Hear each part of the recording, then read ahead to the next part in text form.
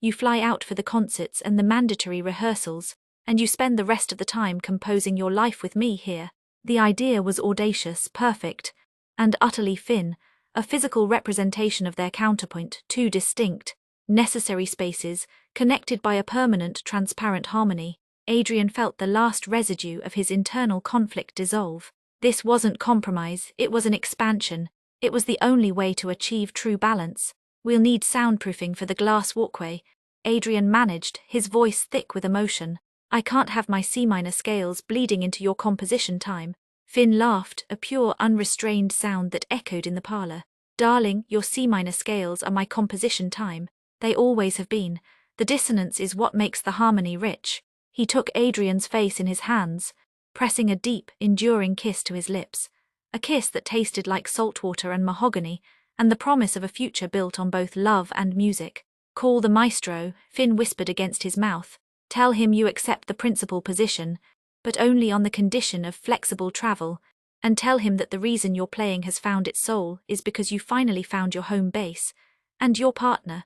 Adrian looked at the massive piano, then at his own cello case, and finally back at the man who was his entire world. He saw the geometry of their life, two distinct lines that ran parallel, but were now permanently connected by a powerful, brilliant bridge. He reached for his phone, ready to make the call. The rest of the score, he knew, would be written together, note by beautiful, imperfect note. 18 months later, the glass bridge was complete. It wasn't a sleek, modern architectural marvel, but a simple, sturdy structure of reclaimed wood and reinforced glass, perfectly bridging the 15 feet between the back porch of Finn's Victorian and the new, soundproofed sunroom built onto Adrian's grandmother's house. It was the physical embodiment of their resolution, a beautiful, transparent link between two distinct lives. Finn used the parlor in his house for his composition, the isolation and the constant sound of the ocean essential for his writing.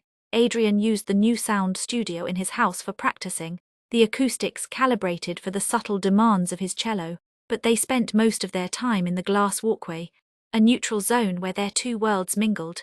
Right now the sunroom was warm, filled with the golden light of a late autumn afternoon.